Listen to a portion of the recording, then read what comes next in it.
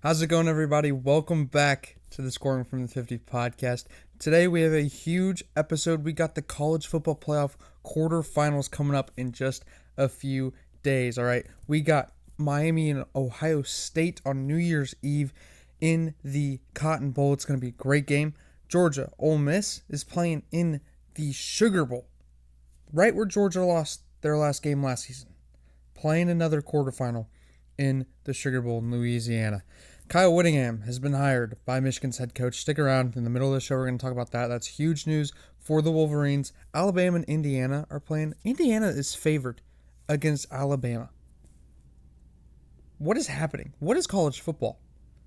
Indiana favored against Alabama in a college football playoff game. And then finally, we will get to what my favorite game of the entire round is the Texas Tech and Oregon football game. It's going to be a great couple of days of college football. The second best day of college football of the year, second to rivalry weekend. It's just football on New Year's Eve, right? You get a little teaser of it, and then New Year's Day. Football all day long. It's going to be amazing. Even New Year's Day, you even got bowl games. You got the Michigan-Texas game. It's going to be a great couple of days in the college football world. But let's get right into it, okay? First off, I want to talk about the game that's happening first, the Miami and Ohio State game. It's going to be a great game. Both teams are really good. Ohio State has a massive quarterback advantage in this game, okay? Julian Sand has better completion percentage, more passing yards, more touchdowns, and less interceptions. He is a lot better than Carson Beck. That being said, he has a lot better weapons to throw to than Carson Beck, despite how good Malachi Toney has been all year. Who runs the ball better in this game? Miami absolutely gashed Texas A&M on the ground. Mark Fletcher by himself at 172 yards. Ohio State is 45th in the country at 4.5 yards per carry. I am not sure that that's going to be enough against Miami for Ohio State. But on the other end, they need to learn. Then I think that they didn't do this good enough against Indiana.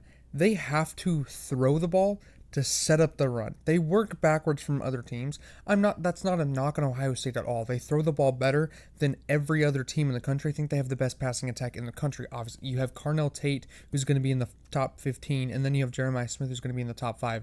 Not this year, but next year. And then you throw Julian Sand on top of that, and he's been insane all year. Heisman finalist. He's been really good. You have one of the best offenses in the country. Just the way that they work and the way that their offense needs to be set up, and they did this really good against Michigan. They throw the ball to set up their run. They throw the ball over the top to soften up that middle eight, those guys that you put in the box. They soften that up, and then they run the ball. Then Bo Jackson right down the middle. That's where they run the ball best. Set up the throw, and I talked about this with the Indiana game. They didn't do it. Throw the ball to set up the run. That's how Ohio State needs to move the ball in offense. But despite that, Miami has the 6th best run defense in the country at only 2.9 yards per carry against that defense. That is insane. That is because of Ruben Bain. That's because of a lot of different players being able to step up in huge spots. They do a really good job of shutting down the run and then being able to let Ruben Bain loose, get off the edge, and make a tackle on the quarterback. That's what he did against Texas A&M. That's what he's done all season. I talked about it in the shorts that I put up. I talked about it in the preview for the last game. Ruben Bain is the best edge rusher in college football. Can he have a difference in this game to completely wreck it the way that he did against Texas A&M? Can he do that? I'm not 100% sure. I don't know if Ohio State can throw the ball over the top and get it out quickly to Jeremiah Smith, get it out quickly to Carnell Tate, get it out quickly to Max Clare, they'll be perfectly good being able to run the ball right after that because the defense will be softened up. Ruben Bain will be trying to get off the edge, trying to get to the quarterback. Then they hit him with the run, and you won't be able to get to the quarterback because they're running the football. So that's, again, how Ohio State has to set up the run. But it's going to be tough to run the ball against that Miami defense. Again, 2.9 yards per carry. But I think that Ohio State's run game will absolutely dominate this game. Miami's 34th in passing yards per game allowed against them, and I just don't think that that's good enough to shut down Jeremiah Smith, Carnell Tate, Max Clare, all those guys that they have. They are just too good on the outside for 34th in the country to be good enough to beat them. You know what I mean? I don't think you're going to be able to slow them down. I think that the passing game for Ohio State is going to absolutely dominate. Jeremiah Smith and Carnell Tate are the two by far, I mean by miles, the best combination of wide receivers. I think Jeremy Bernard and Ryan Williams could have had that effect this year. Ryan Williams has not lived up to what we thought he was going to be this year, and that puts a lot more on Jeremy Bernard. That makes him look worse and all that. So, by miles, Jeremiah Smith and Carnell Tate are the best wide receivers in the country, the best duo in the country. I don't know how you're going to slow that down with the 34th best passing game in the country, especially with a passing game that faced the likes of what? Clemson. I mean, Florida State, I think they played. I mean, Pitt. Pitt just lost to East Carolina in their bowl game. You're not facing Jeremiah Smith or Carnell Tate in the ACC. You're not doing that. There's not a receiver that comes close to them in the ACC. Maybe Malachi Toney, and maybe but Malachi Toney plays a completely different game than Carnell Tate or Jeremiah Smith. So no, you have not faced two guys like these two guys. You haven't faced a single guy like these two guys. So that's going to be a huge challenge for Miami, and I think that that's where they seem to struggle for that game. And I know I talked a lot about Ruben Bain just a second ago, but I don't think he's going to be as effective as he was against Texas A&M. Completely wrecked that Texas A&M game. Ohio State runs the ball way too well for him to be able to wreck the game like that. Ohio State runs the ball a lot better than Texas A&M does. So I think the way that I see this playing out is throwing the ball at the very beginning, taking a shot, getting a few decent plays, hitting them over the top, and then softening up that defense, running the ball right through it after that. That's how I see Ohio State winning that game. If Miami can somehow stop that passing game, I don't know if they will. I don't think they'll be able to, which is why I do think Ohio State is going to win this game. But if Miami can stop that passing game, that's where it gets tough for Ohio State. Because I don't think, if you can't throw the ball, I don't think that their run game scares Miami enough to be able to win that by itself. Miami can play the run good enough to slow that down, to make it to where you have to be able to throw the ball. If for whatever reason Julian Sain is just off on Wednesday night, I don't see a way that he is overly effective. I mean, obviously, if he's having an off game, then he's not going to be super effective. But if he's off, I don't see a way that Ohio State wins that game. I don't see them winning without Julian Sain having a really good game. But I do think that he will. I think that he'll be able to take advantage of that 34th ranked passing defense. I think Jeremiah Smith, Carnell Tate, they'll have an absolute field day. Even if they're not open, dump it off to Max Clare. You will be perfectly fine. I think Ohio State's going to win this game. I don't know if they cover. It's a pretty big number, but I'm really happy with where Ohio State is at for this game, at least going forward. I'm not so sure, but this is a really good spot for Ohio State, and I think their defense is absolutely good enough to slow down the non-existent passing attack. Even if they're able to key in on a run game, Ohio State's defense will be totally fine. I think Ohio State's going to win this game decently comfortably, and I think it's going to be a great taste as of what's for the next day. It'll get us excited for what's for the next day, but I think Ohio State's going to win this game pretty comfortably. Now, Georgia and Ole Miss, a rematch of earlier in the season. This is where Lane Kiffin really shows itself. The whole issue with Lane Kiffin not being there, this is where it shows itself. Are they crushed or are they motivated? There was never a world in which Ole Miss wasn't going to be motivated against Tulane, because they were going to whoop Tulane anyways. Tulane was never going to have a shot in that game. Ole Miss was going to kill them no matter what. Even if they were feeling great about Lane Kiffin, even if they were feeling horrible about Lane Kiffin, they were going to be able to crush Tulane no matter what. This is where you find out if it really has that advantage, especially against a coaching staff like Kirby Smart that has continuity throughout year after year after year. Mike Bobo, those kind of guys, they're there. They are really not planning on leaving unless they get a really good head coaching job. You're not going to see much of a drop-off almost ever in that coaching staff. This is going to be tough for Ole Miss's makeshift coaching staff, offensive coaching staff that's completely focused on LSU for the future and doesn't really care about what happens to Ole Miss after this. In fact, they're going to be trying to beat Ole Miss in possibly a month. So I just don't see how Ole Miss's coaching staff even comes close to being able to coach at the same level as Georgia's. And I think that's going to be a huge issue for Ole Miss. Who has the better quarterback in this game? You know me, I really like to talk about the quarterbacks early in these previews. Gunnar Stockton is the more reliable quarterback. You know what you're going to get out of Gunnar Stockton, right? He can run the ball really well. He can make the throws, get the ball to where they need to be. Trinidad Chambliss is a complete game changer, though. That's where Trinidad Chambliss can make up for the coaching staff that they've lost. Trinidad Chambliss is the guy that can hit a huge play here or there, right? He can make a huge play through his arm, make a huge play with his legs. He can do anything you need him to do, and that's why I think Trinidad Chambliss can be an absolute game difference in this game, okay?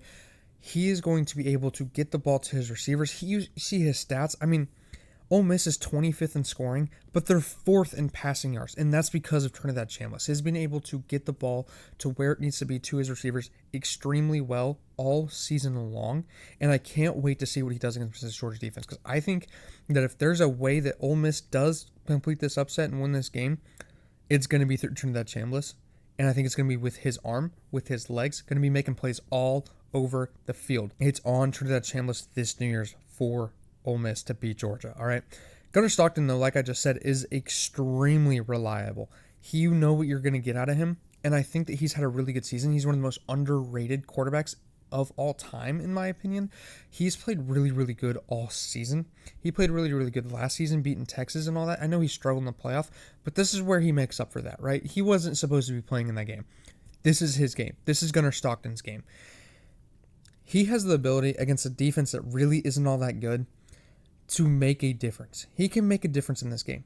He's not going to be a huge difference maker against Ohio State in the next round. He's not going to be a huge difference against Oregon or Indiana, whoever they end up playing in the national championship if they are to get there.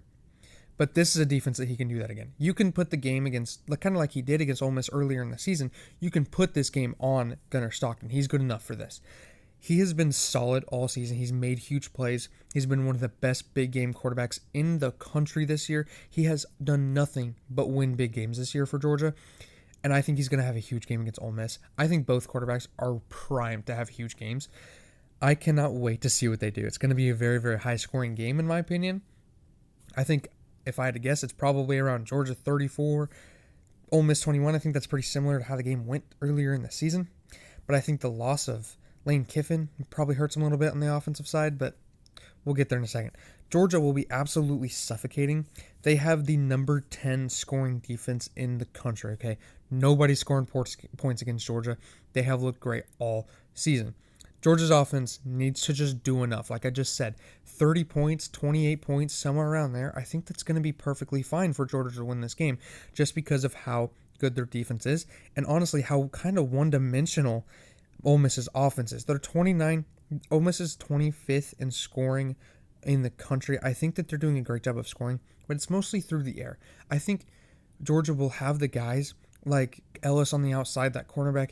I think he'll be able to make huge, huge plays for that Georgia defense. I think he'll be able to at least slow down Trinidad Chambliss just a little bit, and I think that that's where he's going to come up big. He's the number one recruit in the country in 2024 or 2023, somewhere around there. He's going to be an absolute difference maker in this game. I think that's how Georgia's going to stop Ole Miss's offense and stop Trinidad Chambliss and that passing game. Now, a little player that I didn't even write down that I just thought about, Kwan Lacey, has had a great season, okay? He has been one of the best running backs in the country, one of the best running backs in the SEC. He's looked great. If he can run the ball, which I don't think they'll be able to do. But if he can, then Ole Miss is going to look really good on offense, and that's where I'd get really scared if I was a Georgia fan. If Ole Miss comes out and they snap off a few big runs here and there, that's where I start, pucker meter goes up if you're a Georgia fan, right? You don't want them to be able to run the ball because you know if they can run the ball, they will be able to throw the ball really well as well because you'll be committing guys to stopping the run, and then boom, that's where Trinidad hits you. That's where Trinidad Chambliss gets you. That's what he's done all season. It's Kwan Lacey to the ground, Kwan Lacey, and then boom, Trinidad Chambliss. That's how Ole Miss has won football games all year.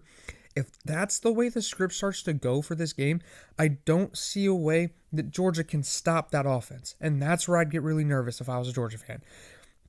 Again, Georgia's defense is really, really good, though. Number 10 in scoring. That's why I don't think it's going to go that way. I don't know. It could. It 100% could.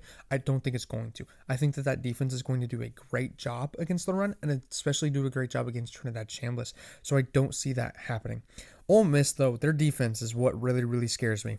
Then all this could be mute. Maybe that does happen, and this all could be a complete mute point because Ole Miss is 84th in rushing defense, allowing 4.5 yards per carry. They have not been playing good at all. Not at all. All right. They have not had a good defense. They've been allowing too many points. That's why they lost against Georgia the first time. Ole Miss's first 5 drives against Georgia the first time were touchdowns. First 5 drives. Touchdown, touchdown, touchdown, touchdown, touchdown. You have to win that game. You have to win that game. You absolutely have to win that game if you start like that. And they lost. That's because of your defense. That's because of your defense. Ole Miss is also 42nd in pass defense, 84th in rushing defense, 42nd in passing defense. That's not going to be good enough. That is not going to be good enough against Zachariah Branch out on the outside. You need to be able to slow down Georgia's offense a little bit. They don't have a great offense. They don't have this amazing high-flying offense that Ohio State has.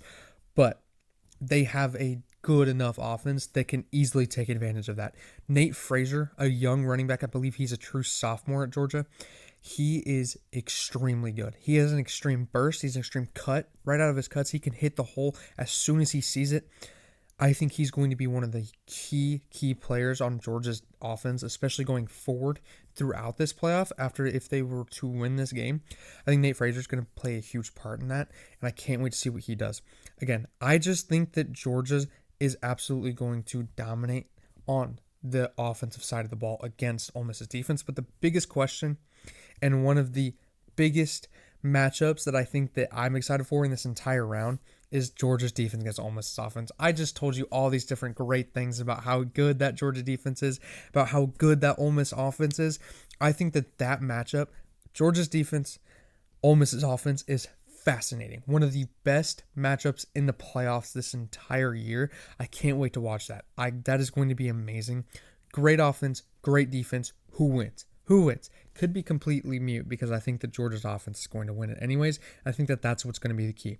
If Georgia's defense is equal with Ole Miss's offense, and then Georgia's offense is a lot better than Ole Miss's defense, then I think that's going to be a huge mismatch for Ole Miss, and I just don't see a way that Ole Miss can win the game with that.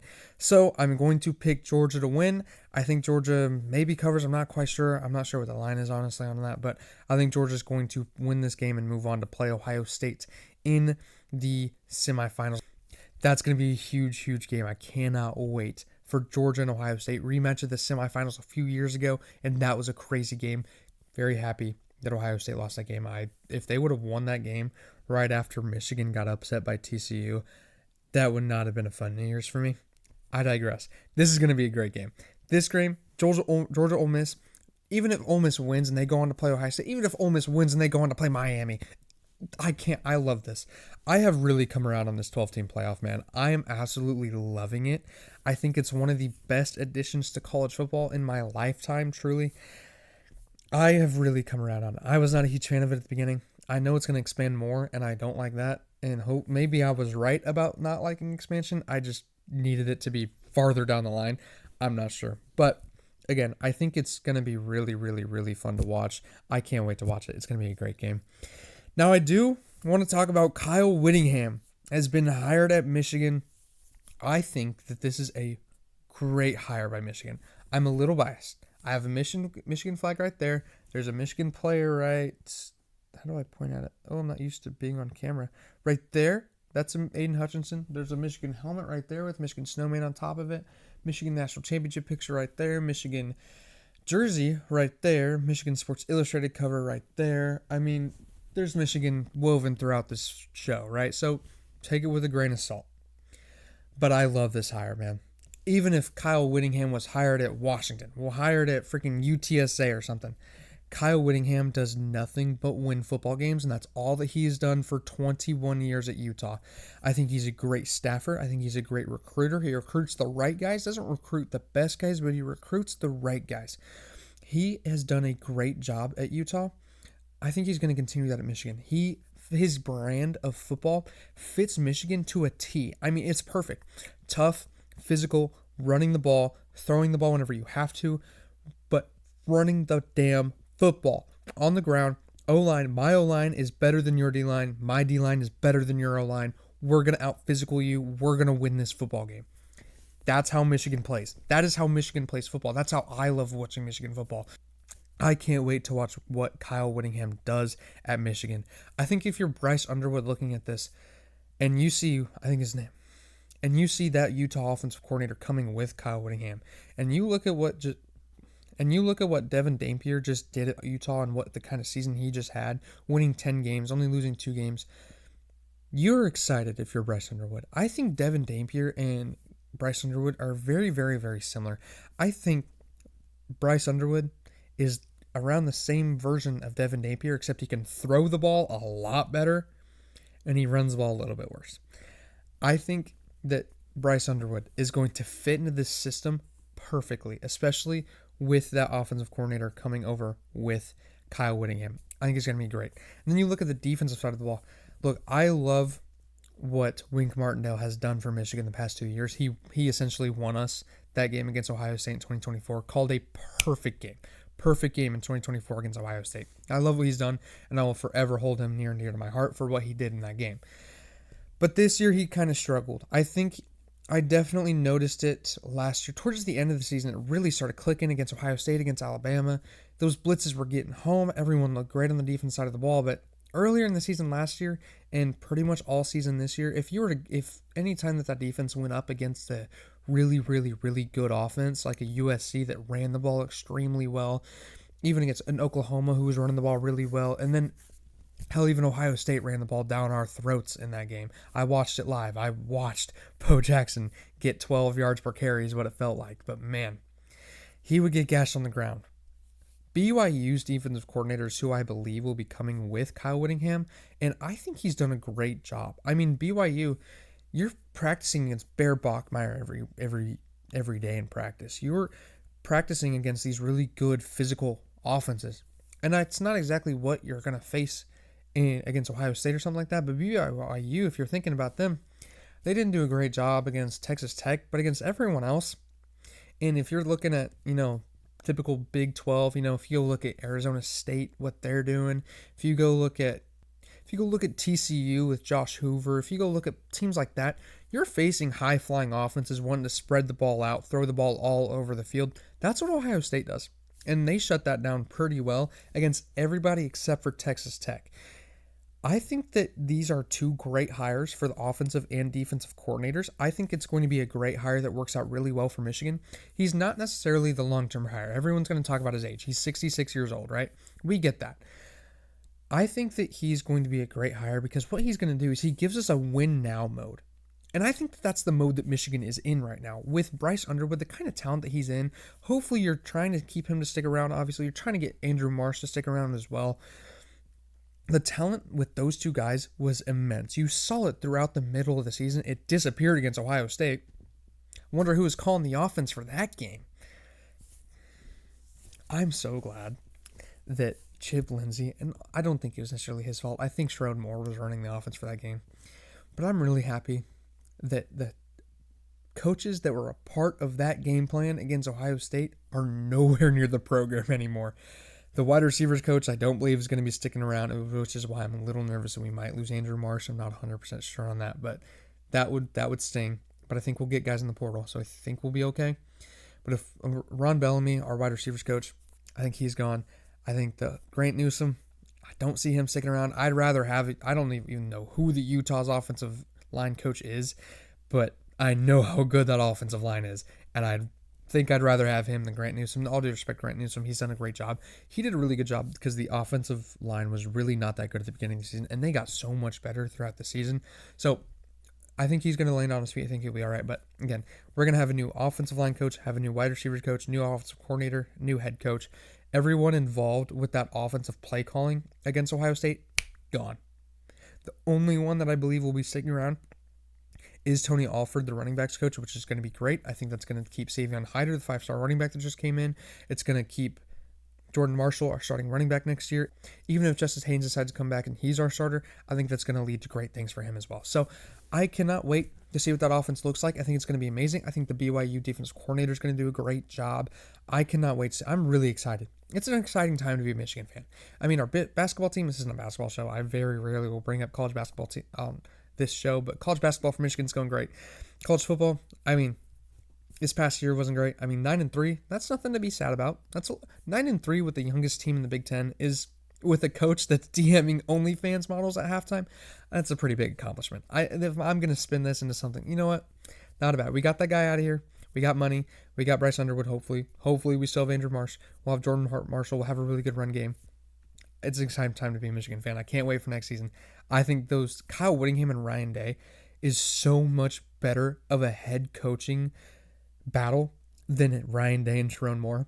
Sharon Moore was not a good head coach, man. He was not ready. He was way in over his head. And I think, obviously, we know that now. But, man, that is a showdown for the ages. That is two legendary football names. Ryan Day, national championship winner, trying to get his second in a row. Big Ten actually hasn't won a Big Ten title. I was going to say Big Ten title winner, but he hasn't won a Big Ten title. At least, I think he did in 2020, but it's been 5 years. So that doesn't count. Everything that happened in the COVID year just doesn't matter. So, Ryan Day hasn't won a Big Ten title. Hasn't won anything really at Ohio State, if you ask me. But no, he's a legendary coach. Great coach. Done nothing but win at Ohio State. He's lost the game a few here and there, but really that's the only bad thing that he has on his resume, that he had a 4-game skid against Michigan. And that was part of Michigan, one of their best runs in their history of the program. So that's tough. That's tough if you're Ryan Day. But Ryan Day's a great head coach. I think he's going to be a great matchup for Kyle Wittingham. That is something that I'm excited about.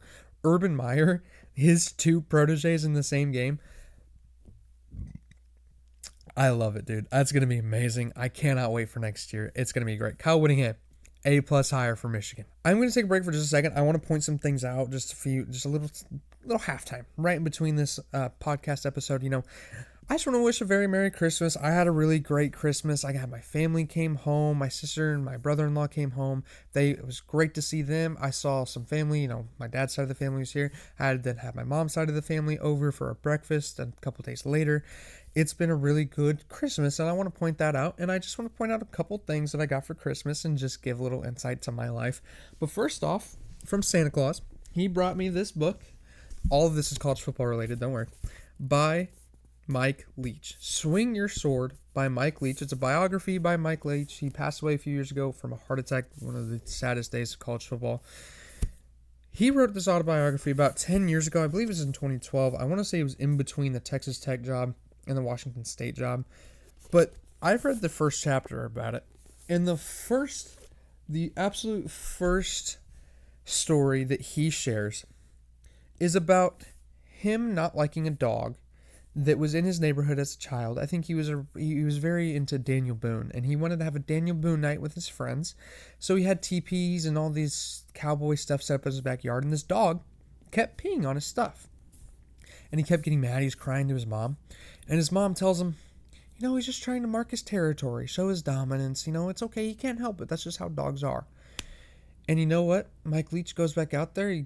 He's with his stuff, goes back inside, and he comes back outside, and the dog had peed on his stuff again. So what he decided to do was take the dog behind the house into a corner where no one could see him, and he decided to pee on the dog. And he describes in great detail in that book what he was aiming for while he was peeing on this dog. So, with that being said, I just want to shout out that book. I mean, it's really good so far. I'm really excited to get more into it. I just want to say, I couldn't recommend it more. I couldn't recommend anything that Mike Leach says more. I mean, he's a great guy. I really miss him coaching college football. I mean, one of my favorite interviews in college football is him after a Halloween game talking about his favorite candy. And man, I miss Mike Leach a lot. I think he's done an he did a great job. I mean, he should be in College Football Hall of Fame. I miss Mike Leach a lot. Cannot recommend that book enough. And I really want to thank my parents for getting it for me. I'm really excited to read it. And then I also want to talk about the shirt that my girlfriend got me. My sister also got me a Missouri State Bowl shirt. But, I mean, look at this. You can't really see it. The microphone's in the way. But, look. Missouri State Xbox Bowl.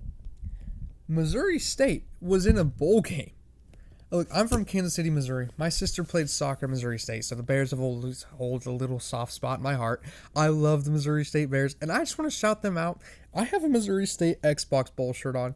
If you would have told me 10 years ago, whenever my sister went to college, that Missouri State would be playing in an FBS bowl game, if you would have told me that they were in the FCS playoffs, that would have blew my mind. They were horrible for years, and now they played in honestly, they made it close at the end. They competed in a FBS bowl game. I just want to give a shout out to Missouri State. I want to give a shout out to my sister and my girlfriend for getting me 2 Missouri State bowl shirts, and they were different. I was a little scared that they both got me maroon t-shirts, and I was really scared that they got me the same shirt, but they didn't. It was a successful Christmas. I absolutely love this shirt. I absolutely love that book. And I just want to give you guys a little insight to my life, how everything's going. And wish you guys a very Merry Christmas. I hope you guys have a great time. I hope you guys got all the gifts that you wanted from your loved ones. Hope you got to see and cherish all your loved ones you got to see. It's a very great time to do that this time of year.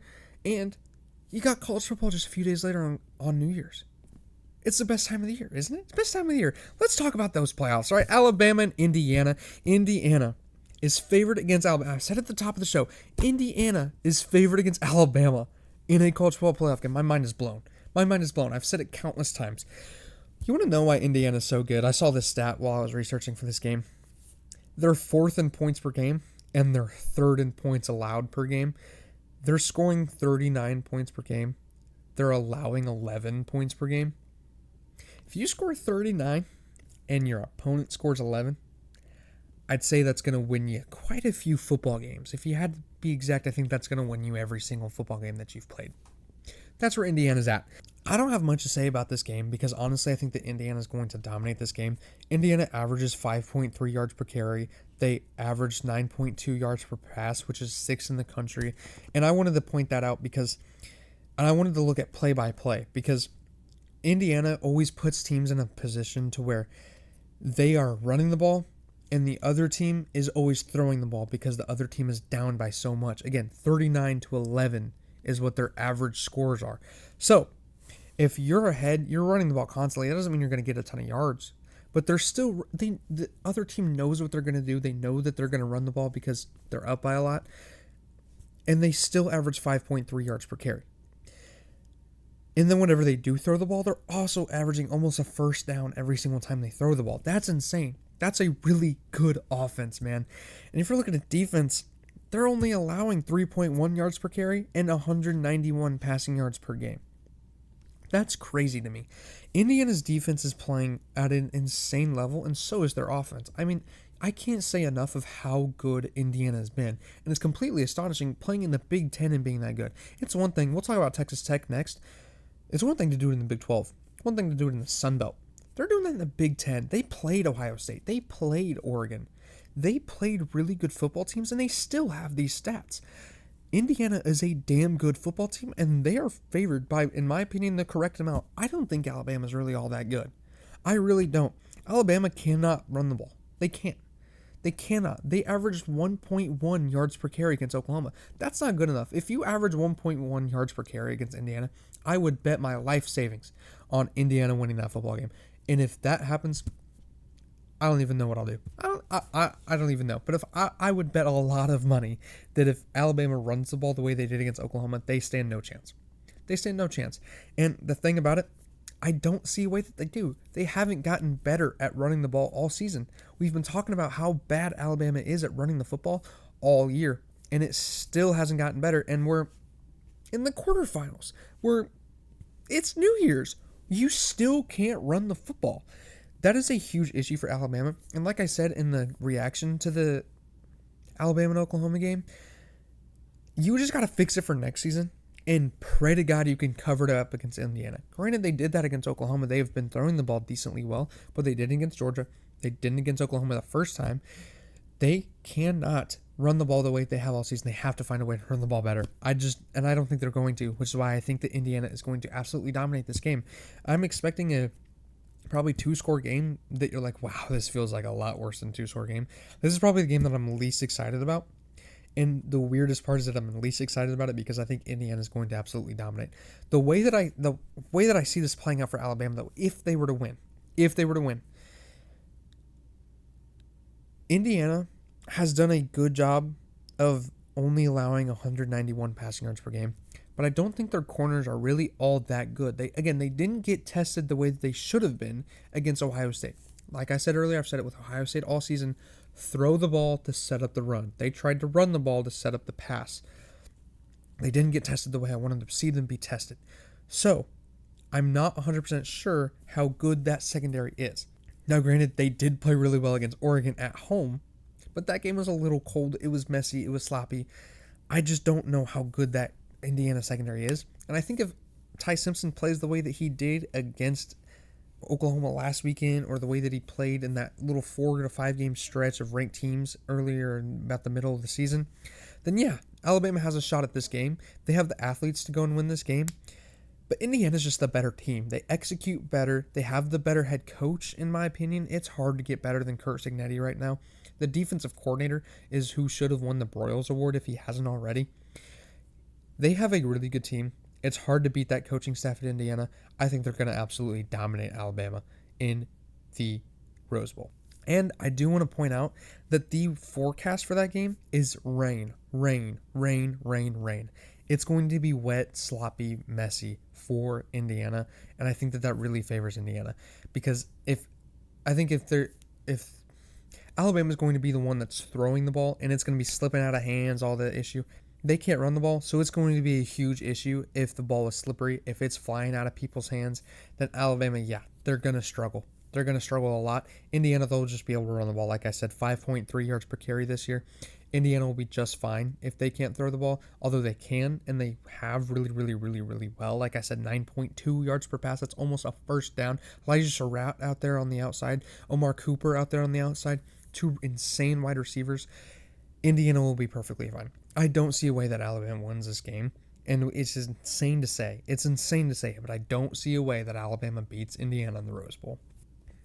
All right, last but certainly not least, my favorite game out of all 4 of the quarterfinal games. I think it's probably this game, Texas Tech and Oregon, and then Georgia, Ole Miss, then Miami, Ohio State, and then Indiana, Alabama. But this game is going to be amazing. Absolute thriller of a football game is in store for this Texas Tech and Oregon game. First off, Orange Bowl, great setting. Not the best. I like the Rose Bowl a lot more. I think I like Louisiana a little bit more as well. But, man, Orange Bowl, it's one of the few outside bowl games.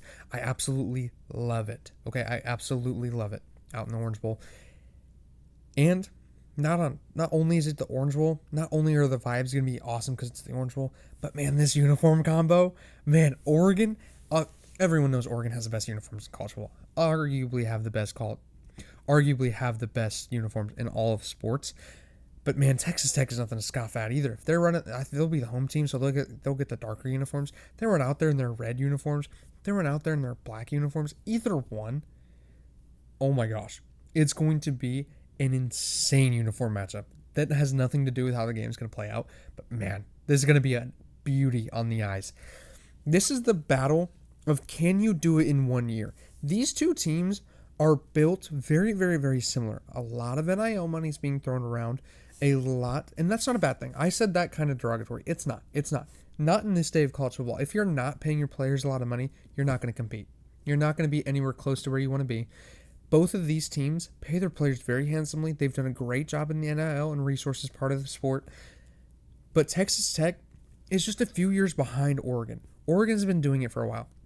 This is the first year that Texas Tech has really been good with paying their players. They have a lot of really, really, really good players. The edge rusher is really good. He was almost a Heisman finalist. You got Baron Morton at quarterback. He's done a really good job. I think that this is going to be a can you do it in 1 year battle. That's what I titled this game. Can you do it in 1 year? Can Texas Tech make that turnaround, pay those players, and turn around and compete for a college football playoff national championship in a single offseason? Can you do that? Can you do that? Oregon, I think he has a huge quarterback advantage. 3,046 yards, 28 touchdowns for Dante Moore. 2,643 yards, 22 touchdowns with Baron Morton. But he was hurt for a little bit, so it's very, very, very close. Texas Tech is very, very, very similar to Indiana in the fact that they're 3rd in points per game and 4th in points allowed per game. So it's flip-flopped, right? Indiana was 4th in points per game. Texas Tech is 3rd. Indiana was 3rd in points allowed per game. Texas Tech is 4th. They are scoring 40 points per game and only allowing 11 points per game. That's what I was talking about with Indiana. It was crazy that they did it in the Big Ten. It's one thing to do it in the Big 12, right? If you're Texas Tech, it's one thing to do it there. Can you do it in the Big Ten? Indiana has, Texas Tech hasn't. But 40 points per game and 11 points allowed, that's how you win football games. That's how you beat lesser Big 12 teams. That's what you want to see if you're a Texas Tech fan. Texas Tech is 13th in passing yards per game, so they've been throwing the ball really well. 21st in passing yards allowed per game. They have not faced receivers like DeCorian Moore, or if Evan Stewart's playing in this game. They have not played DeCorian Moore. They have not played Evan Stewart. And they sure have not played the freak that Kenyon Sadiq is. Sadiq the Freak. That's a great nickname. I have not heard that anywhere. And did I just come up with that? Sadiq the Freak? That's a great nickname. The Freak Sadiq? Either one. Either order. He's a freak. He's a freak. He's an absolute animal at the tight end position. He's like what Kyle Pitts was a few years ago at Florida. He's an absolute alien out there. Looks like a man amongst boys. He's absolutely huge. Plays like a wide receiver at tight end. He's really, really good. Texas Tech has not seen a dude like that. Nobody has seen a dude like Kenyon Sadiq. He's one of my favorite players in college football this year. No one's seen a guy like that. Texas Tech, that's going to be a cold water straight to the face for them. It's playing wide receivers like Dak Moore and Evan Stewart if he does play, and especially playing Kenyon Sadiq at tight end. That's going to be tough. That is something that Texas Tech has not seen all season. Do they feel comfortable in playing from behind? Look, Texas Tech has been the number one run defense in the country. They're only allowing 70.4 yards per game. That has been absolutely outstanding from Texas Tech. That's what you want to see if you're a Texas Tech fan. But again, they were in the Big 12. They were playing ahead a lot. People really weren't running the ball against them very much. So, if they are to play from behind, can they still keep that number that low? Can they still stop Oregon from being able to run the ball? Look, if you want to know something kind of interesting, I think the telltale sign to how this game is going to be, Texas Tech allows 70.4 rushing yards per game. The over-under for rushing yards per game for Oregon is 140. That's double what Texas Tech has allowed. Odds makers are just assuming it's going to be around double the amount that they usually have. So I don't see a way that Texas Tech is able to slow that down. Look, this is going to be a great game. I truly think that these are the two most evenly matched teams, roster and coaching-wise, in the quarterfinals. I think this is going to be a great game. I cannot wait to see where this game goes, but if it goes the way that Texas Tech is playing from behind, I don't see a way that they're going to be overly confident or comfortable against Oregon in that kind of game. So I think if Oregon is able to get out a quick lead like that, hit a few over the top to Dak Moore, I think that they're going to be in a prime position to win this game and win it decently easily. That's what you want to see earlier in the game if you're an Oregon fan. If you're a Texas Tech fan, you want to see them going out and trying to run the ball, getting stonewalled, just running into a brick wall over and over again, get to third down, and then that's where you unleash Joey Rodriguez. That's where he shows up. That's where he's going to make his money. That's where you want the game to be if you're Texas Tech. The thing that I struggle with is I just don't see that happening. I think that running back that Oregon has, they have been great all year at running the football. I just don't see a way that is how the game plays out. I think that it could. But I don't know if it will. So, Oregon has also been really, really, really good. I mean, we talked about Texas Tech scoring off the scoring defense. I mean, Oregon's absolutely nothing to scoff at. They're in the Big Ten, and they're ninth in points per game and points allowed per game. They've been doing a great job all season. They are also third in pass defense, so you know that Texas Tech isn't going to be able to throw the ball overly well. They have very, very, very similar stats. It's just that, man, Oregon played in the Big Ten. I can't get over that. Oregon played in the Big Ten. They had to play against Indiana. They had to play against Penn State at a time where Penn State was good. They had to go play in their whiteout. Penn State still had national championship aspirations. They had to go and play a USC who absolutely dominated Michigan on the ground. They dominated everyone on the ground this year, USC did. So Texas Tech had to go play BYU, and they lost to Arizona State, who wasn't all that great this year. I just don't see a way that Texas Tech is able to translate it all to this kind of level. Look, Texas Tech is right there. They're right there. I think this is going to be a great game. I think it's going to be an insanely close game. I think it's going to come down to the wire. But I think that Oregon is going to be able to run the ball a lot better than any team has against Texas Tech. And I think they're going to be able to get the ball to their athletes that Texas Tech hasn't seen all season. So I really, really, really can't wait to watch this game. I can't wait to watch all these games, man. It's going to be a great couple of days for college football. This is one of my favorite 2 days of the year. New Year's is one of the most underrated holidays ever. ever, in my opinion, because it's just college football all day, man. It's college football. You're staying up late with your friends, I'm 18. I haven't drank around my family, but if you're with your family, like older people, they get to drink, get drunk, you get to have fun, you get to have all this stuff that you want to do. Like, this is one of the best holidays, in my opinion, and I absolutely cannot wait for this, man. New Year's Eve, New Year's Day. It's going to be great. It's going to be great. I cannot wait for it. I hope you guys did enjoy this episode. I feel really good about it. I had goosebumps while I was talking most of the time. Man, I got to say, I absolutely love this. I got to thank you guys so much, man. In the past 28 days, and really over the past like 2 weeks, I have about 10 to 11,000 views on my shorts and videos and everything. And that truly means so much to me, man. I get a little emotional talking about it, and I keep seeing things. One of my last shorts that I uploaded had about 9 comments. I think 4 of them were just me replying to people because I want to talk to you guys. So leave your comments down below. Leave your comments what you think. I know not a lot of people stay this long on the podcast. I completely understand. That totally makes sense. That's why I cut it up into videos for other people to watch. But man, if you still are here, make sure, please go down. I want to have a conversation with you guys. I absolutely love talking college ball with you guys. I want to hear your thoughts. Who do you think is going to win these games? Who do you think is going to win the Oregon game? How much do you like the Texas Tech and Oregon uniform matchup? Man, it's going to be absolute beauty, okay? I absolutely cannot wait. I know you guys can't either. I can't wait for these games. I can't wait to hear your guys' thoughts. I'm so excited, man. This is one of the best times of the year. We're kind of the national champion in just a few weeks. And then we'll get to the offseason. We'll see where this podcast goes. Not quite sure yet. Not worried about that. Right now, we're talking about college football. We got football games on our TV screens.